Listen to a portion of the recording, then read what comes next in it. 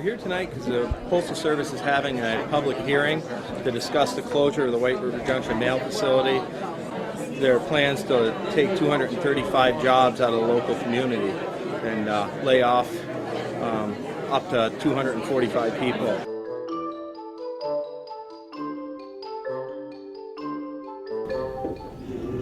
My name is Neil Krantz. I'm a school teacher. I've been teaching for 32 years. There is an increasing tone deafness in Washington to the plight of real, live people. And this feels to me like one more attack on working people, period. We are living in communities where wages have been stagnant for many, many years. And unfortunately, we have had many waves of public workers being laid off in our communities. And the suffering that's going on as a result is heartbreaking. My name is Leslie Matthews. I live in Northfield, Vermont. I'm a state employee, a member of the Vermont State Employees Association. I'm here in solidarity with the other public employees that I work with, including postal workers. And I think what's really going on is this is part of the attack on public employees that we've seen in this country in the last couple of years. Public employees have been the scapegoats for bad decisions made by CEOs and some politicians that have gotten us into a financial crisis and into our recession, and I think that we need to protect those public jobs. The impact of the local community is going to be horrific because, the trucking, it's not just, when we're talking about the 145, those are postal workers. All the allied jobs, the trucking, the contractors, all the local businesses that support the Postal Service here in White River, they're all going to get hit too. My name is Gail Kinney. I am a resident of Canaan, New Hampshire, and I'm a clergy person with the South Danbury, New Hampshire United Church of Christ, which is a small rural congregation. My congregation is like many small rural congregations all over the Northeast and frankly the entire country, in the rural parts of this country. Our congregants depend on the U.S. Postal Service. Many of our congregants depend on a postal service with reliable next-day delivery. I don't have a computer, and so I depend on the mail. My question is whether or not the Postmaster General has conducted a study about what the impact of closing this processing center and many of our rural post offices, which would lay off hundreds more people in Vermont, what would be the accompanying multiplier effect on our communities? We have a VA hospital here in town that ships their medications. I know I have to get my medication through the mail based on my insurance.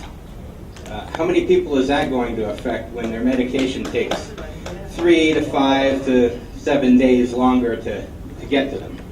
We know that as more and more Vermonters lose their jobs, that has an effect across many towns.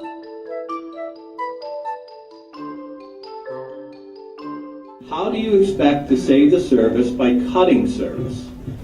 I think what needs to be made very clear is that the closing of White River or Essex or Manchester is strictly phase one of this postal plan of consolidation. I came here and I watched your presentation, and I have to admit I'm not a business person, but I'm not that dumb either. You said that people are sending more email. Well, I send email because I want the people I'm communicating with to get the message quicker. And your response to your customers wanting the people they're communicating with to get the message quicker is to slow down how fast you deliver the mail. So I look at this presentation and I think, who put together this business plan? The Postmaster General or the CEO of FedEx? Because if I were the CEO of FedEx,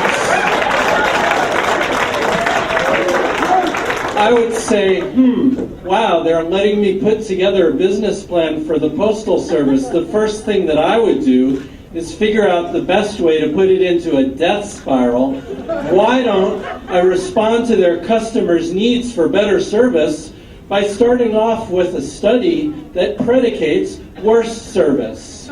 I think it's real interesting that in 2006, when the post office started seeing declines in service, that it's also the same year that this law got passed that said that the post office had to pay $5.5 billion a year for 10 years to fund current and future postal workers to the year 2075. I'm not sure if everybody knows that. We're here today because, well, we're not being honest. We're here because we have to pay $5.5 billion every year before we start the year off.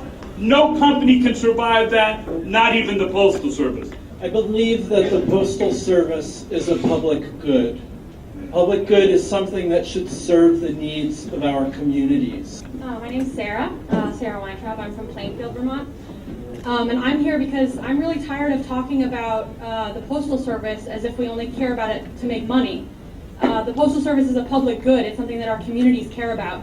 So just like the fire department, we shouldn't say, oh, well, the fire department is not making enough money, the bottom line is not looking so good, we're going to, downsize services of our fire department. The point of the fire department is to put out fires when they happen in our community. Same with our road crews. We have road crews because we want to have good roads. So we have the Postal Service not to make money, but because we care about mail being delivered in our communities, and we've heard how much people in our communities depend on that delivery. So I think that we need to reframe this conversation about not just the bottom line and making money, but about the things that our communities need, our public goods. We should be working together to preserve the post office, not dismantle it. Thank you. Thank you very much.